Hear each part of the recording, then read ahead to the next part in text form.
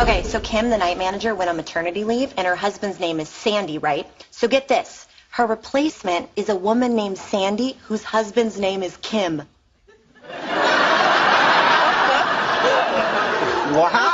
I know. What are the odds? Oh. Easily calculable. We begin by identifying the set of married couples with unisex names. We then eliminate those unqualified for restaurant work, the aged, the imprisoned, and the limbless, for example. Next, we'd look at the set of people with... It's an amazing coincidence. Can we leave it at that? I'm sorry. Oh, Penny. It's as if the Cheesecake Factory is run by witches. Sheldon, it's as if you don't think I'll punch you. Come on, you guys, let it go. Fine, whatever. Are you finished? Well, thank you. How thoughtful. Would you like a chocolate? Yeah, sure. Thanks. What was that? You said be nice to Penny. I believe offering chocolate to someone falls within the definition of nice. It does, but in my experience, you don't. There are more things in heaven and earth, Horatio, than are dreamt of in your philosophy. That's you, obnoxious and insufferable. Oh, sorry, Sheldon. I almost sat in your spot. Did you? I didn't notice. Have a chocolate. Thank you.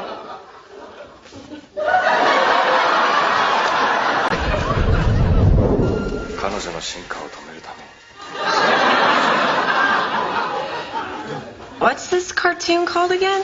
Oshikuru Demon Samurai. And it's not a cartoon. It's anime. Anime. You know, I knew a girl in high school named Anime. Anna Mae Fletcher. She was born with one nostril. Then she had this bad nose job and basically wound up with 3.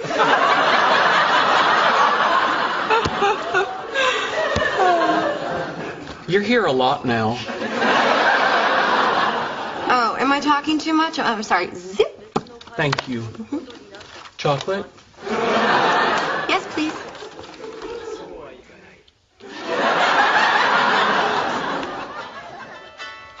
Oh, hey, Kim. Yeah, you know what? Hold on. Let me take this in the hall.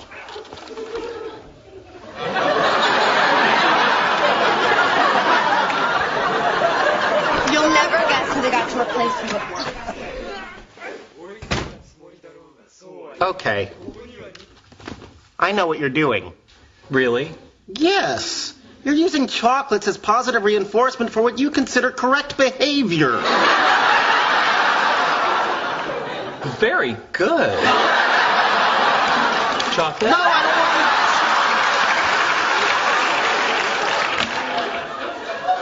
want... Sheldon, you can't train my girlfriend like a lab rat. Actually, it turns out I can. Well, you shouldn't. There's just no pleasing you, is there, Leonard? You weren't happy with my previous approach to dealing with her, so I decided to employ operant conditioning techniques, building on the works of Thorndike and B.F. Skinner. Yet by this time next week, I believe I can have her jumping out of a pool, balancing a beach ball on her nose.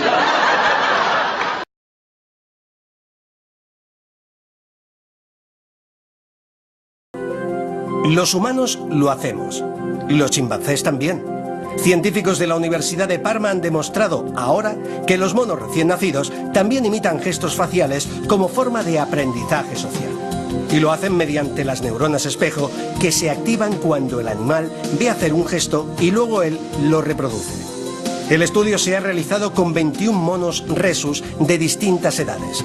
A los 3 días de nacer, los animales ya copian expresiones humanas como abrir la boca o sacar la lengua. Sin embargo, conforme crecen, esta capacidad desciende y a las 2 semanas solo responden a las señales de otros macacos.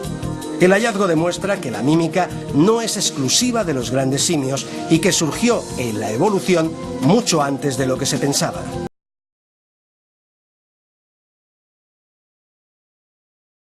No one will listen. Hey Martin, what's wrong? I've had enough of this. Every change I've suggested is knocked down. It's impossible to change anything around here. And maybe your suggestions are no good? That's nonsense. You know why it happens. Everybody knows. It's because people resist change. Resist, resist, resist, resist. You are wrong. I don't resist change, and neither does the average Joe. Everyone has pushed for major changes in his or her life. Many young people leave their homes, choose to get married, prefer children, and show me somebody who resists the change of a promotion at work. Can you really fool yourself that you don't resist change? I resist only the changes that I have a good reason to resist. The others I accept. Baloney! Try me. Okay, I'm game. Making a change is like climbing a mountain. Here's one. Climb it. Don't think so. Haha, you see? You do resist change. I don't resist change. I resist this particular change because I don't have a reason to climb the mountain. I don't see the plus in the change. Well, what's a good reason for you? A higher salary, better health, or an improved relationship. Okay, I'll take care of your excuse. There's a pot of gold waiting for you up there. Is that good enough? Now will you climb? Nope. Point proven! You most certainly resist change. Of course I resist this change, and with good reason. See for yourself. Too much effort, too much time, too high a risk. It's perfectly logical. The minus of the change outweighs the plus of the change. Another excuse. Fine, I'll reduce the required efforts and the risk. Now are you willing to climb? I don't think so. Aha! I knew it! Excuse after excuse. You remove one, another one pops up. The end result is still the same. The change is definitely good for you, and yet you still resist. But it's not good for me. I don't want the change because I'm comfortable in my current situation. Another excuse. Not at all. You look at it too narrowly. No wonder people reject your suggestions. What? I looked at both the plus and the minus sides of making the change. Yes, but you've ignored the pluses of not changing.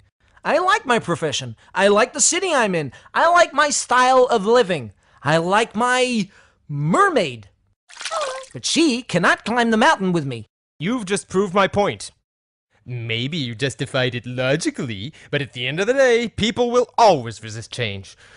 They can simply declare that they have a mermaid, and there goes any chance of causing a change out the window.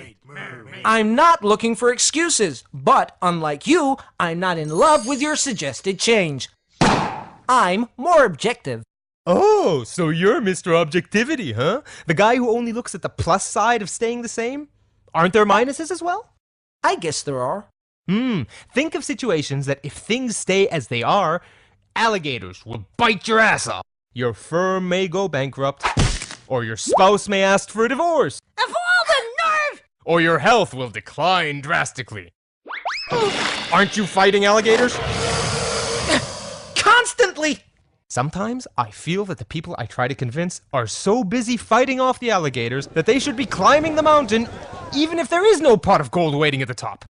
Still, everybody resists change, including you. Not at all. Show me how the pot is large enough for me, and the teeth of my alligator are sharp enough, and my effort and my risk to change is not as big, and that I don't have to give up on a beautiful mermaid, then I assure you I will climb the mountain. That's what I do, and it doesn't work. Really? Have you ever tried to present all four sides of your suggestion? Let me ask you a more pertinent question.